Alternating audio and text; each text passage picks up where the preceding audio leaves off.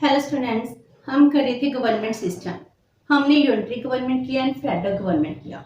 After that हमने check भी किया इंडिया में कौन सा सिस्टम है। इंडिया के सिस्टम को हम क्वासी फेडरल कहते हैं। हम फेडरल होते हुए भी एक है, यूनिटी है, इसीलिए हम इसको नाम देते हैं क्वासी फेडरल का। आज हम करेंगे difference between unitary and the federal government. जो यूनिटरी गवर्नमेंट है एंड फेडरल गवर्नमेंट है, इन दोनों में क्या डिफरेंसेस हैं। हम इनके डिफरेंसेस को कुछ बेस पर एक्सप्लेन करेंगे। जहां पर ले रहे हैं हम बेसिस, इधर ले रहे हैं हम unitary government and here we are taking the federal government. So first one is central government. हम सेंट्रल गवर्नमेंट की पावर्स की बात कर रहे हैं। हम कह रहे हैं सेंट्रल गवर्नमेंट कैसे हो सकती है। अगर हम यूनिटरी गवर्नमेंट की बात करें, यूनिटरी गवर्नमेंट में जो सेंट्रल गवर्नमेंट होती है बहुत स्ट्रॉन्ग होती है, क्योंकि पावर्स कंसंट्रेट होती हैं। जो भी सेंट्रल गवर्नमेंट करेगी स्टेट्स को वही करना पड़ेगा, क्योंकि डिवीजन ऑफ सब्जेक्ट्स नहीं होती है। That's why we said centre बहुत ज्यादा स्ट्रॉन्ग होता है। अगर हम इसको फेडरल सिस्टम से कंपेयर करें तो फेडरल गवर्नमेंट में सेंट्रल गवर्नमेंट बहुत वीक होती है।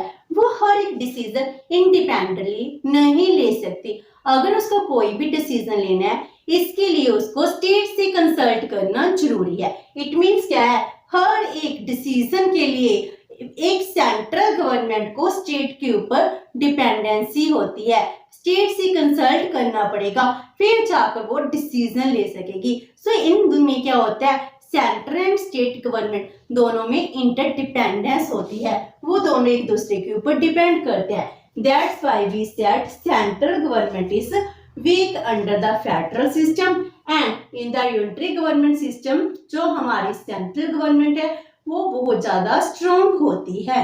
Number 2, power and authority. Power and authority के बेसिस पर अगर हम इनको डिवाइड करें, जो यूनिटरी गवर्नमेंट है इसके पास सारी की सारी पावर कंसंट्रेट होती हैं। एक छोटा सा स्टेट है जिसमें कोई स्टेट्स को, प्रोविंसेस को कोई ऑटोनॉमी नहीं दी गई है, तो सारी पावर्स किसके पास है, सेंट्रल गवर्नमेंट के पास है। So we said powers are concentrated in the hands of the central government under the unitary system. जब हम फेडरल गवर्नमेंट की बात करते हैं, जो पावर्स होती हैं वो क्या होती हैं, डिवाइड होती हैं। Division of powers between the centre and the state, इसीलिए जहां पर क्या होगी, डिवीजन होगी पावर की। और इधर क्या है, कंसंट्रेट है पावर्स। सो अगर पावर्स कंसंट्रेट होगी तो हो सकता है कभी कभी अथॉरिटी डिक्टेटरशिप में कन्वर्ट हो जाए, क्योंकि एक ही पर्सन है, एक ही गवर्नमेंट है जिसके पास सारी पावर्स हैं, उनसे कोई भी क्वेश्चन पूछने वाला नहीं है, स्टेट के पास कोई ऑटोनॉमी नहीं है, तो सेंट्रल गवर्नमेंट कभी कभी डिक्टेटर में भी कन्वर्ट हो जाती है। तो इसको हम कहते हैं डिक्टेटरशिप में कन्वर्जन। तो यूनिटरी गवर्नमेंट बहुत ज्यादा क्लोज है विद डिक्टेटरशिप। लेकिन जब हम फेडरल गवर्नमेंट की बात करते हैं, इसमें डिवीजन ऑफ पावर्स होती हैं, जिस वजह से एक सेंटर डिक्टेटर नहीं बन सकती। सेंटर के सब्जेक्ट्स डिफरेंट हैं, स्टेट के डिफरेंट हैं। सेंटर कोई भी इंडिपेंडेंट डिसीजन नहीं ले सकती, जिस वजह से सेंटर को स्टेट के साथ कंसल्ट करना पड़ेगा। दैट्स व्हाई फेडरल गवर्नमेंट में जो अथॉरिटी है वो डिक्टेटरशिप में कन्वर्ट नहीं होती है। Number 3, constitution. जो यूनिटरी गवर्नमेंट है, यूनिटरी गवर्नमेंट में कॉन्स्टिट्यूशन हो सकता है रिटन हो, and it may be possible it is unwritten. चाहे रिटन हो अनरिटन हो, इससे कोई डिफरेंस नहीं है। यूनिटरी गवर्नमेंट में कॉन्स्टिट्यूशन इतना इंपॉर्टेंट ही नहीं होता। अगर कॉन्स्टिट्यूशन है वो बहुत ज्यादा फ्लेक्सिबल है, जब चाहो उसमें चेंजेस आ सकते हैं। सो हम ये कहते हैं यूनिटरी गवर्नमेंट में जो हमारा कॉन्स्टिट्यूशन है ये रिटन भी हो सकता है एंड अनरिटन भी हो सकता है। लेकिन फेडरल गवर्नमेंट में ये क्या है, हमेशा ही रिटन होगा। क्यों? क्योंकि इसमें डिवीजन ऑफ पावर्स होती है। सेंटर एंड स्टेट की पावर्स को डिवाइड किया गया है। सेंटर की अथॉरिटी डिफरेंट है, स्टेट की डिफरेंट है, तो हर एक की पावर्स को डिफाइन करना बहुत जरूरी है। तो उनकी पावर्स को डिफाइन किसके थ्रू किया जाता है, कॉन्स्टिट्यूशन के साथ। क्योंकि कॉन्स्टिट्यूशन एक सुप्रीम पावर होती है। सारे के सारे देश की सरकार अपनी पावर किससे डिराइव करती हैं? कॉन्स्टिट्यूशन से डिराइव करती है। अगर कॉन्स्टिट्यूशन रिटन होगा तो हर एक एरिया डिफाइन होता है। सो फेडरल गवर्नमेंट की सबसे अच्छी मेरिट क्या है? It is the written constitution. And next one is nature of constitution. Constitution की नेचर क्या है? जो यूनिटरी गवर्नमेंट है, यूनिटरी गवर्नमेंट में हो सकता है कॉन्स्टिट्यूशन रिजिड हो और हो सकता है इट मे बी फ्लेक्सिबल। तो इसमें दोनों पॉसिबिलिटी है कि हम इसको चेंज नहीं कर सकते और हो सकता है बहुत इजीली चेंज कर ले। अगर हमारा कॉन्स्टिट्यूशन अनरिटन होगा, इसको बहुत जल्दी इजीली चेंज किया जा सकता है। जैसे इंग्लैंड का कॉन्स्टिट्यूशन है, वो अनरिटन भी है, साथ में फ्लेक्सिबल भी है। लेकिन कुछ स्टेट्स ऐसी हैं जिनका कॉन्स्टिट्यूशन रिटन है एंड इसके साथ साथ कॉन्स्टिट्यूशन बहुत रिजिड है, उसको चेंज कर पाना बहुत मुश्किल है। जैसे फ्रांस का कॉन्स्टिट्यूशन, उसको चेंज करना थोड़ा मुश्किल हो जाता है। एंड फेडरल गवर्नमेंट में कॉन्स्टिट्यूशन हमेशा ही रिजिड होगा, इसको जल्दी जल्दी अमेंड नहीं किया जा सकता, क्योंकि हम ये मानते हैं कॉन्स्टिट्यूशन को चेंज करने के लिए सेंट्रल एंड स्टेट दोनों गवर्नमेंट की कंसेंट चाहिए, इसीलिए ये क्या होता है? रिजिड होता है। Number 5 laws. इस यूनिटरी गवर्नमेंट में कौन से लॉ होते हैं? ओनली सेंट्रल लॉ, क्योंकि सिंगल एडमिनिस्ट्रेशन है, सिंगल वर्क है, तो हमारे लॉ भी सिंगल होंगे। और वो लॉ कौन से हैं? सेंट्रल लॉ से पूरे देश में वर्क करते हैं। लेकिन अंडर द फेडरल गवर्नमेंट जो लॉ होते हैं वो दो पार्ट्स में डिवाइड होते हैं, central laws and the state laws. Centre के लॉ डिफरेंट है और स्टेट के लॉज डिफरेंट है, क्योंकि डबल एडमिनिस्ट्रेशन है।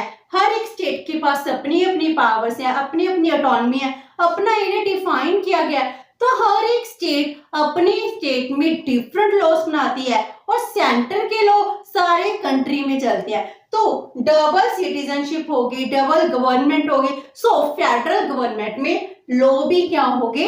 डबल होंगे, सेंटर एंड स्टेट के लॉस। इसीलिए कभी कभी एक आम इंसान को इन लॉ को समझ पाना मुश्किल हो जाता है।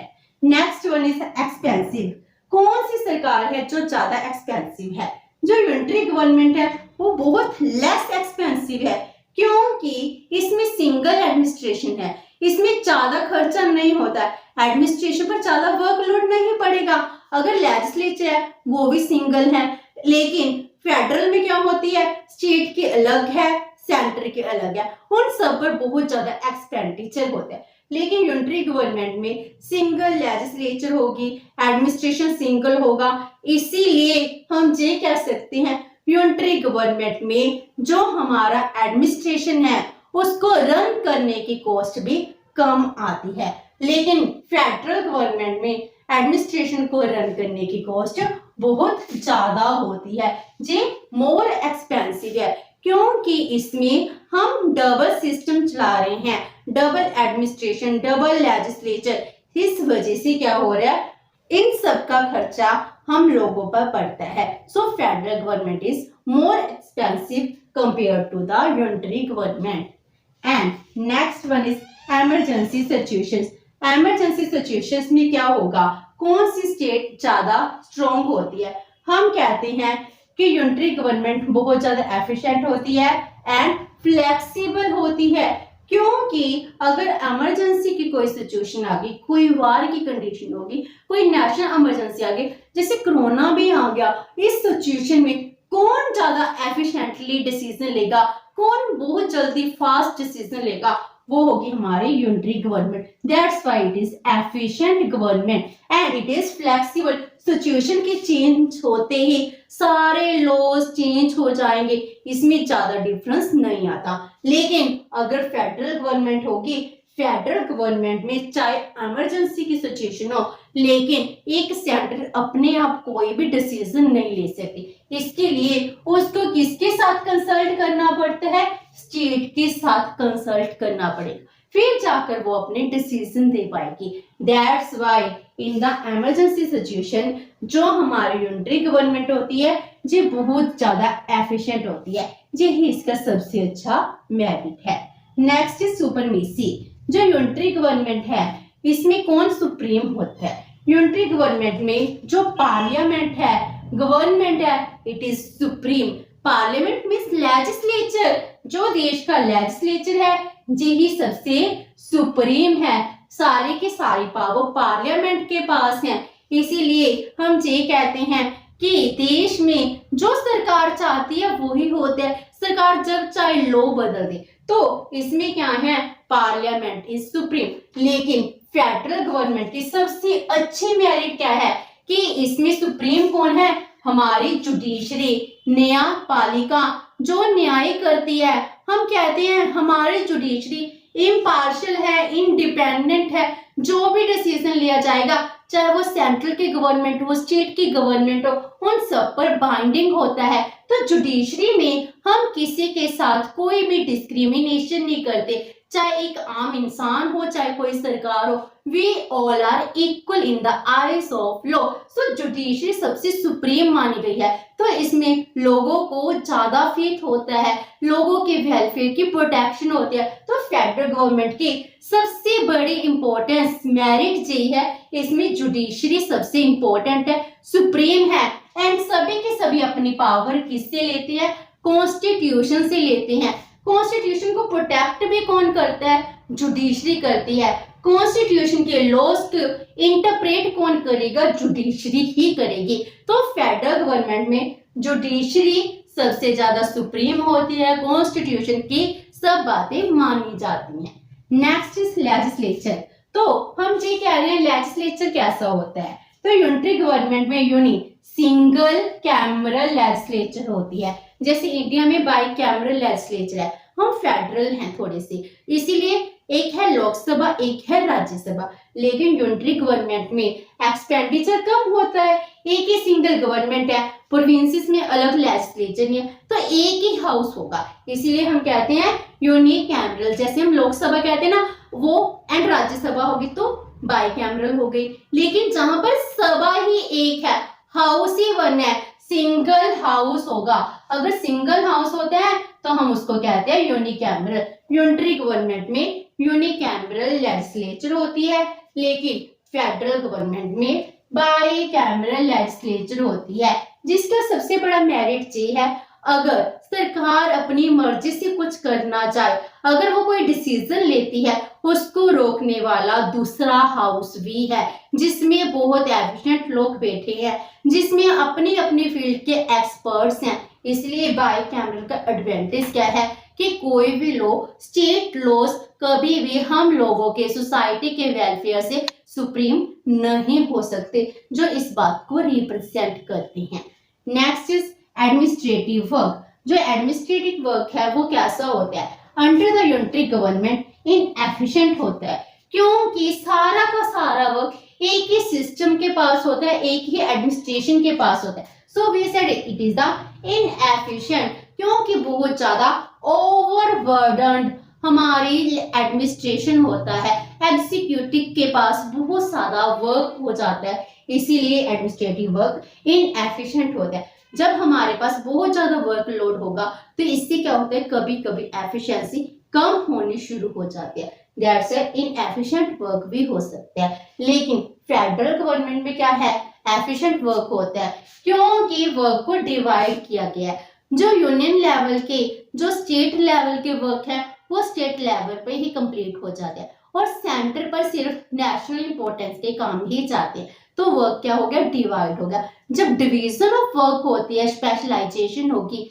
एंड इसके साथ साथ एफिशिएंसी इंक्रीज होना शुरू हो जाती है, इसीलिए एफिशिएंट होती है। Because state reduce the burden of the centre, centre का बर्डन कम कर देते हैं। And next is peoples participation. हमने यूनिटरी गवर्नमेंट के डीमेरिट में यही किया कि जो यूनिटरी गवर्नमेंट में है, इसमें लोगों की पार्टिसिपेशन नहीं होती है, बहुत कम होती है, क्योंकि एडमिनिस्ट्रेशन छोटा सा है, इसमें लोगों को पार्टिसिपेट करने का मौका नहीं मिलता। जो सरकार के कुछ लोग हैं, एलीट क्लास है, वो ही दोबारा से इलेक्शन में आती है, वो ही जीतती है एंड वो ही रूल करती जाती है। तो आम लोगों को इसमें पार्टिसिपेट करने का मौका कम मिलता है, इसीलिए ये क्या होती है, लेस पार्टिसिपेटरी होती है, इसमें आम लोगों की पार्टिसिपेशन बहुत कम हो जाती है। एंड इसके ऑपोजिट इसमें क्या होता है, फेडरल गवर्नमेंट में लोगों की पार्टिसिपेशन बहुत ज्यादा हो जाती है। जी इसका मेरिट है, हम लोकल लेवल पर ऑटोनमिस्ट है, हमारे पास ऑटोनमी है, पावर डिसेंट्रलाइज की गई है, हम अपनी प्रोविंसेस को खुद रन कर रहे हैं। नेक्स्ट स्टेट को रन करने के लिए भी हम लोगों की पार्टिसिपेशन जरूरी है। लोग बहुत ज्यादा अवेयर होते हैं, रेगुलर इलेक्शंस होते हैं, जिस वजह से लोगों के एडमिनिस्ट्रेशन में पार्टिसिपेशन इंक्रीज हो जाती है। And last one is citizenship. जो सिटीजनशिप है वो कैसे डिवाइड होती है, जो हम कहते हैं यूनिटरी गवर्नमेंट है, यूनिटरी गवर्नमेंट में सिंगल सिटीजनशिप है, किसी स्टेट की प्रोविंसेस की कोई सिटीजनशिप नहीं होती लोगों पर, लोगों के पास क्या होती है, सिंगल सिटीजनशिप। जे इसका सबसे अच्छा मेरिट है। एंड फेडरल गवर्नमेंट में क्या कह रहे हैं, डबल सिटीजनशिप है। डबल सिटीजनशिप का मीनिंग क्या है, एक सिटीजन के पास उसकी प्रोविंसेस की भी सिटीजनशिप है एंड सेंटर की भी सिटीजनशिप है, जिस वजह से उसकी लॉयल्टीज क्या होती हैं, डिवाइड हो जाती है। एक सिटीजन के लिए बहुत मुश्किल है कि अपनी लॉयल्टी को डिवाइड कर पाना, वो सेंटर के लॉज को माने जे स्टेट के लॉज को माने, जी इसका डीमेरिट बन जाता है कि हम किसके लॉ को मानते हैं, because of the dual citizenship and double citizenship. तो ये थी फेडरल गवर्नमेंट की सबसे बड़ा डीमेरिट। ये थी basic differences between the unitary government and the federal government. With this हमारा यूनिटरी एंड फेडरल गवर्नमेंट का टॉपिक कंप्लीट होता है। होप सो कि आपको सेशन अच्छा लगा होगा। अगर आपकी कोई क्वेरी है तो post it in the comment box, and video अच्छी लगी तो please like and share video friend. Thank you so much and have a nice day.